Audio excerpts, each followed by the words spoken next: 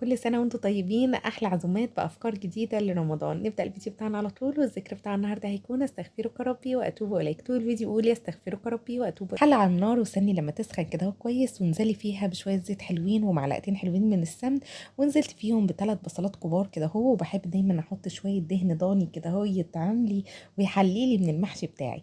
هبدأ بقى أقلب كل شوية كده هو وأشوح في البصل لحد ما تدبل دي، يعني تكون لونها شفاف، عليها قرنين كده حلوين من الفلفل. كان بابا ربنا يسعد ايامه يا رب ويبارك في عمره، كان جايب لنا كرنبتين كده هم متوسطين الحجم، وقلت بقى ان انا لازم اسلقهم كده هو على طول، ومش هياخدوا مني بمشيئة الله اي وقت. بتشيلي القلب كده هو من الكرنبايه وتنزلي الكرنبايه كلها في الميه، وبعد كده كل شويه تقلبيها بقى يمين وشمال كده هو تدوريها وتسيبي، او لو هي غرزه كلها كده هو يبقى خلاص، هي لو هي كلها نازله جوه الميه كلها يبقى كده مفيش مشكله.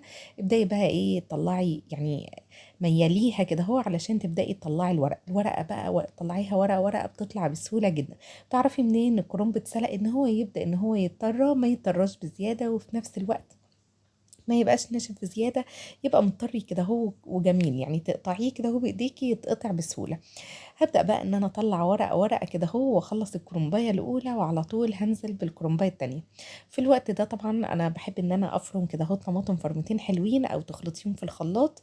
لو انت هتعملي كيلو من الرز اعملي كيلو من عصير الطماطم او كيلو من الطماطم. هستمر في تشويح البصلة الحلوة دي، عليها قرنين كده هو من الفلفل الحلوين، وبعد كده على طول هنزل بعصير الطماطم. انا هعمل كيلو ونص من الرز، يبقى كيلو ونص من عصير الطماطم. ونزلت على طول بمعلقه كبيره من البابريكا، لو عندك صلصه حطي، صلصه العلب حطيها. انا بحب انزل بالبابريكا عشان الطماطم لونها متجهر كده شويه عشان يكون لونها حلو. فاكرين الذكر بتاع النهارده كان ايه؟ كان استغفرك ربي واتوب اليك. حزمتين من البقدونس وحزمتين من الشبت واتنين من الكزبره الخضراء.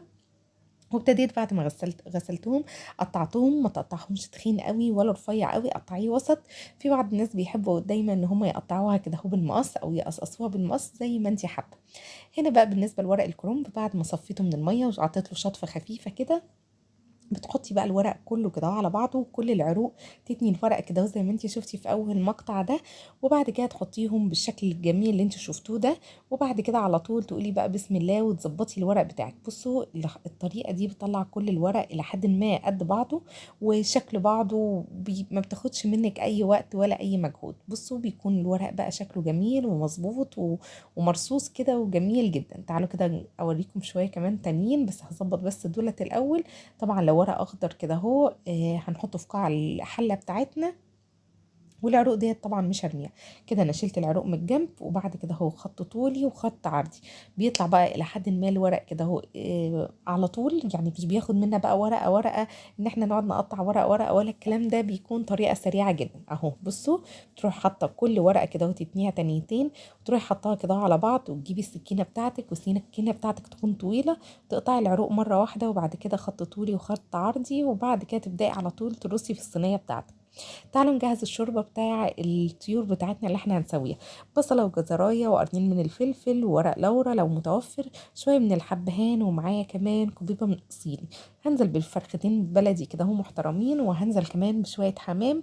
هنعمل النهاردة بمشيئة الله فراخ وحمام. انا محبتش احشي الحمام النهاردة علشان يعني اللهم بارك، كنت عاملة لسان عصفور وكنت عاملة ملوخية ومحشي، يعني الحمام المحشي مش هيبقى ليه مكان، فحبيت ان ضيوفي ياكلوا الحمام كده زي ما هو. هبدأ ان انا على طول احط الحمام، وفي الاخر خالص بعد ما يغلي غلوتين هبدأ ان انا احط فلفل اسود. وطبعا الملح والفراخ والحمام داخلين على سوا، هحط معلقة كبيرة من الملح او على حسب الكمية بتاعتك. حطي بقى القرنصه والكبد كده اهو زي ما انتي حابه. هنا بقى معلقه حلوه من السمن، وعليها بصلايه متوسطه الحجم كده، واستني عليها وشويه زيت صغيرين. ابدأي بقى شواحي البصلايه الحلوه دي عشان نبدأ ان احنا نستعين بالله كده ونعمل احلى كوسه بالبشاميل. هبدأ ان انا اشوح البصله، لو عندك قرن فلفلايه حطي، لو عندك هرسه شطه حطي. انا بقى يعني عملت كده على طول في السريع زي ما قلت لكم، كانت عزومه سريعه وسهله وبسيطه بمشيئه الله.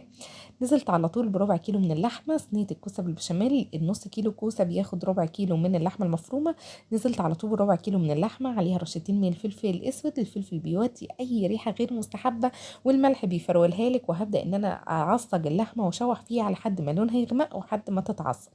هبدا بقى افضي فضيت كده اللحمه في طبق كده على جنب، ونزلت في نفس الطاسه حتى من غير ما اغسلها معلقه من السمن واربع فصوص من الثوم. قبل ما التومه تبدا تتشوح وتاخد لون، نزلت على طول بالكوسه المتقطعه شرايح بالشكل ده. هبدا اشوح الكوسه بتاعتي الحلوه دي مع فصوص الثوم كده اهو. لازم تبداي تقلبيهم كده تقلبتين حلوين لحد ما الكوسه بتاعتك تبدا ان هي تدبل معاكي. وهي بقى في الاثناء ديت واحنا بنشوحها كده تشويحتين حلوين، رشتين من الفلفل الاسود ورشتين من الكزبره، رشه خفيفه جدا من الكوبيبه الصيني. مجهزه هنا بقى عصير طماطمايه او طماطميتين مبشورين كده، وهبدا ان انا اقلب فيهم كده كويس. وبعد كده حطيت اللحمه المعصجه بالشكل الجميل ده، وهبدا ان انا اقلب. يبقى البهارات اللي احنا حطيناها ملح وفلفل اسود، كوبيبه صيني كوبيبه صيني، ممكن سنه قرنفل، واخر حاجه رشه صغيره من جوز الطيب، وديت اختياري. حطيت بقى كده اهو بعد ما قلبت وخدت غلوه الكوسه مع الطماطم مع اللحمه، ركنتهم بقى كده على جنب وحطيتهم في الصينيه بتاعتهم البايركس او الالموني. معلقتين بقى حلوين كده هم من السمن، نزلت فيها بمعلقه ونص هرميين من الدقيق، عليهم كوبايتين من الحليب، او كوبايه من الحليب وكوبايه من الميه، او كوبايه من الحليب وكوبايه من الشوربه. قلبي، لو حسيتي ان القوام بتاعك تقيل بزياده زودي نص كوبايه من الشوربه او نص كوبايه من الميه. بصوا القوام حلو وجميل ازاي. استمريت في التقليب لحد ما بدأ ان هو يتقلب معايا كده، هو بقى كريمي وخطير زي ما انتم شايفين.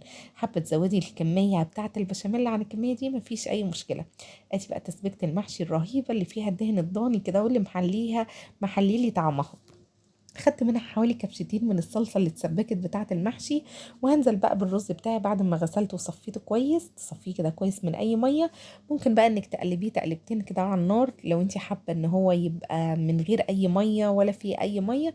بس هو الحمد لله متصفي كويس وكده تمام، وهيتشرب ان شاء الله بالصلصه الحلوه دي. استمري بقى في التقليب الحلو ده، وبعد كده انزلي على طول بالبهارات بتاعتك. معلقتين من الكمون، 3 معالق من الكزبره، معلقه كبيره من الملح او الملح على حسب الرغبه، شويه صغيرين من الفلفل الاسود، بابريكا، بهارات محشي او السبع بهارات زي ما انت حابه. يبقى الاساسي بتاع البهارات المحشي بتاعتك كمون وكزبره وفلفل اسود وبهارات محشي. هبدا بقى ان انا اقلب الخليط الحلو ده. بصوا البهارات المحشي هي الاخيره دي، او ممكن تحطي السبع بهارات.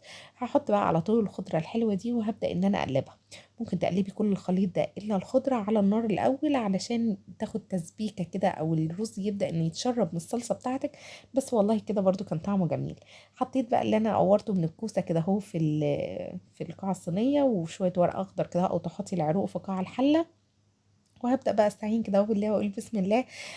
وابدا على طول احشي الكرنب بتاعي. فاكرين الذكر بتاع النهارده كان ايه؟ كان استغفرك ربي واتوب اليك.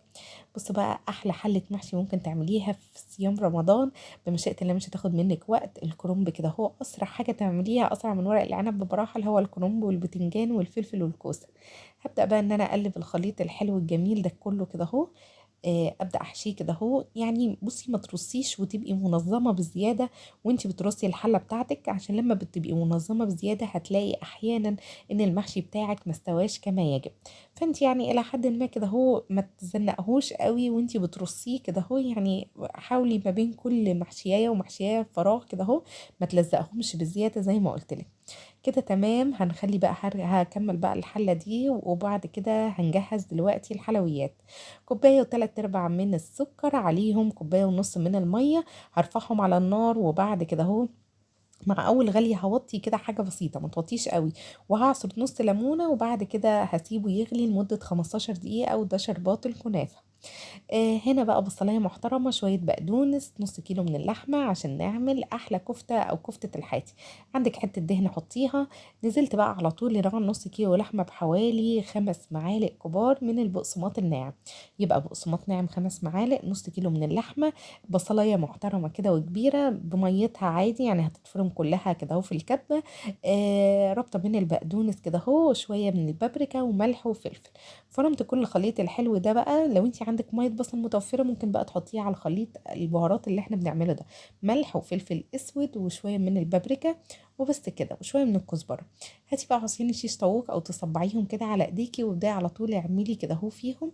بحب اعمل لقاع الصينيه بتاعتي بتاعت الكفته، بحب اعملها بصلايه وطماطمايه وفصين من الثوم، شويه خل، واحب ان انا بهر الفرشه كده اهو اللي بتكون تحت الكفته. استعيني بالله والله يا جماعة، كل ما تستعيني بالله وطول ما انت واقفة في المطبخ اذكري الله، وانت مش هتحسي بأي شغل ولا بأي شقة ولا بأي حاجة، كل حاجة هتعدي مرار الكرام. اللي خلى العمر بيعدي حتة عزومة مش هتعدي، أو شوية أكل هتعمليه في المطبخ مش هيعدي. ابدأي بقى صبعي الكفتة كده اهو، والكفتة بتدخل على نار عالية في الفرن، بتحطيها رف أوسط وتولعي من تحت لمدة تقريبا تلت أو نص ساعة، وبعد كده تطفي من تحت وتولعي الشواية من فوق. اول ما تاخد اللون الجميل اللي انت عايزاه هنولع لها فحمايه وهنغطي عليها. طبعا للاسف انا ما وريتلكمش ولا لسان العصفور ولا الملوخيه ولا الحاجات دي، مع انهم والله كان كلهم اروع من بعض. هنا بقى انا هبدا في الوقت ده اجهز الشوربه. انا كنت شايله كده اهو الشوربه للمحشي، انا كنت شايله كده اهو على جنب شويه من صلصه التسبيكه، بحطها كده اهو على الوش بتاع حله المحشي كده، حله الكفته صينيه الكفته كده تمام، هدخلها الفرن. بصوا بقى هبدا بقى ان انا اشرب المحاشي بتاعتي. بصي المحشي كرنب يا دوبك الشوربه بتاعتك لحد نص الحله بس، ما تكتريش عن نص الحله. امسكي الحله كده وهزيها يمينا ويسارا علشان الشوربه بتاعتك تتغلغل جواها. اول ما تبدا تغلي غلوتين حلوين كده اهو وطي تغلي كده اهو لمده 5 دقايق ولا حاجه، وتسمعي كده الطبقبقه بتاعتها على طول وطي خالص، وكل شويه غيري في اتجاه الحله. نص كيلو من الكنافه عليها معلقتين كبار هرميين من السكر البودر، عليهم معلقه كبيره، عليهم كوبايه كبيره من السمن. وابدأي بقى كده هو عجيني في الكنافة وطري فيها. حطي شوية سمن كده هو يعني سمن كده هو شوية محترمين في قاع صينية عشان تتقلب معاكي بسهولة. حطي 3/4 الصينية بتاعتك بتاع الكنافة كده هو، وابدأي بقى حطيها في الأرض واضغطي عليها بكل ما أوتيتي من قوة. وبعد كده شوية زبيب وجوز هند. والله يا جماعة الكنافة طلعت رهيبة. الشربات يبقى بارد، هدخلها على رف أوسط لمدة نص ساعة تقريبا. أول ما الحواف بتاعت فوق تبدأ تحمر هطفي من تحت وأولع شواية وأفضل جنب الفرن.